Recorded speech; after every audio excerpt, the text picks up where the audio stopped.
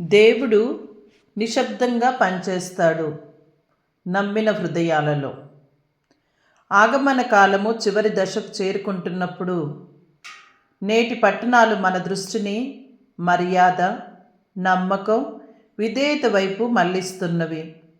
దేవుడు గొప్ప కార్యాలను చాలాసార్లు నిశ్శబ్దంగా సాధారణ వ్యక్తుల ద్వారా నెరవేర్చారు. నేటి పట్టణాల సారాంశాన్ని మనం గ్రహించినట్లయితే, మీకా ప్రవక్త బెత్లెహేం అనే చిన్న ఊరు నుంచే ప్రపంచాన్ని కాపాడే రాజు పుట్టబోతున్నాడని చెబుతూ ఉన్నారు. దేవుని దృష్టిలో చిన్నది అనిపించేదే మనుషుల జీవితాలను గొప్పగా మార్చే సాధనం అవుతుంది. ఇక్కడ మనం మత్తయి సువార్తలు 1వ అధ్యాయంలో యోసేపు గారిని చూసినట్లయితే, యోసేపు గారు మాట్లాడరు, ప్రశ్నించరు, కేవలం విశ్వాసంతో విధేయత చూపుతారు. దేవదూత కలలో చెప్పిన మాటను నమ్మి మరియమ్మను స్వీకరించి యేసుక్రీస్తుకు తండ్రిగా తన జీవితాన్ని అర్పిస్తారు. యోసేపు మాటలతో కాదు, తన జీవితంతో దేవునికి అవును అన్నారు. మరి మన జీవితాలకు ఈనాటి సందేశం ఏమిటంటే, ఆగమన కాలం మనకు ఒక ప్రశ్న వేస్తుంది. దేవుడు అర్థం కాకపోయినా నేను ఆయనను నమ్మగలనా? మన జీవితాల్లో కూడా సమాధానాలు లేని పరిస్థితులు, అర్థం కాని బాధలు, భవిష్యత్తుపై భయం, ఇలాంటి సందర్భాలలో దేవుడు యోసేపులాగా మనను నిశ్శబ్ద విశ్వాసానికి పిలుస్తూ ఉన్నారు. ప్రియా సహోదరులారా, ఒక చిన్న కథ. నిశ్శబ్ద దీపం. ఒక గ్రామంలో ప్రతి ఆగమన కాలంలో చర్చి ముందు ఒక పెద్ద దీపాన్ని వెలిగించేవారు. అది వెలిగితే అందరూ ఆనందించేవారు.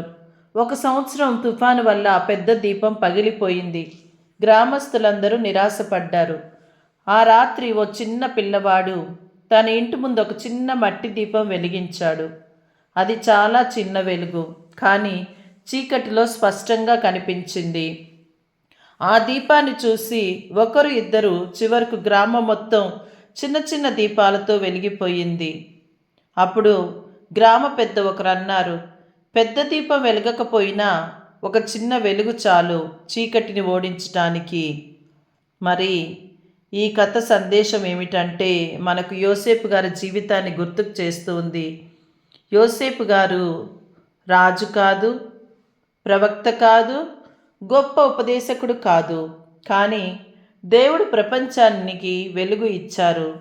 అతని నిశ్శబ్దపు అవును ద్వారా ఆగమన కాలం మనకేమి తెలియచేస్తూ ఉందంటే, నువ్వు చిన్నవాడివైనా పర్వాలేదు, నీ జీవితం సాధారణమైనదైనా సరే, దేవుని చేతిలో పెట్టినప్పుడు అది రక్షణ చరిత్రలో భాగమవుతుంది. కాబట్టి ఈరోజు మనం, ప్రభువా, యోసేపులాగా నిశ్శబ్దంగా నిన్ను నమ్మే హృదయాన్ని మాకు దయచేయము. అర్థం కాని పరిస్థితుల్లో కూడా నీ ఆలోచనలపై విశ్వాసం ఉంచే కృప నిమ్ముము. మా జీవితాలు కూడా చిన్న దీపాల్లాగా ఇతరులకు వెలుగునిస్తూ ప్రపంచానికి చాటే విధంగా మమ్మల్ని తయారు చెయ్యి.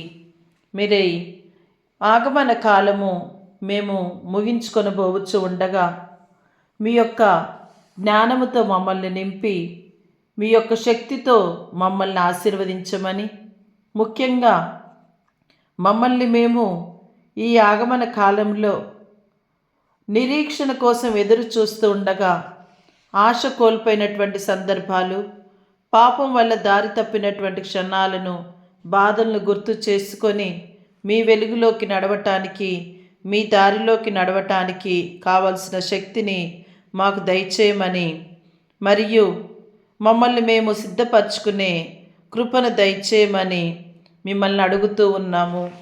మరి ముఖ్యంగా ఈ యొక్క ఆగమన కాలము చివరి రోజుల్లో క్రిస్మస్ మహోత్సవానికి మమ్మల్ని మేము సిద్ధం చేసుకొనిచూ ఉండగా, మీ యొక్క చిన్నతనంలోనే గొప్పతనాన్ని చూసే భాగ్యాన్ని, నిశ్శబ్దంలోనే విశ్వాసమును కనుగొనే భాగ్యాన్ని మాకు దయచేయమని మిమ్మల్ని అర్థిస్తూ ఉన్నాము. మా జీవితాల్లో కూడా అర్థం కాని సంఘటనలు, సమాధానం లేని ప్రశ్నలు ఇంకా ఏముందో కూడా తెలియనటువంటి భయాలను మా నుండి తొలగించమని మిమ్మల్ని అడుగుతూ ఉన్నాము. యోసేపు పుట్టుక పెద్ద రాజభవనంలో కాదు, ఒక చిన్న గుడిసెలో జరిగింది. ఆయన తండ్రిగా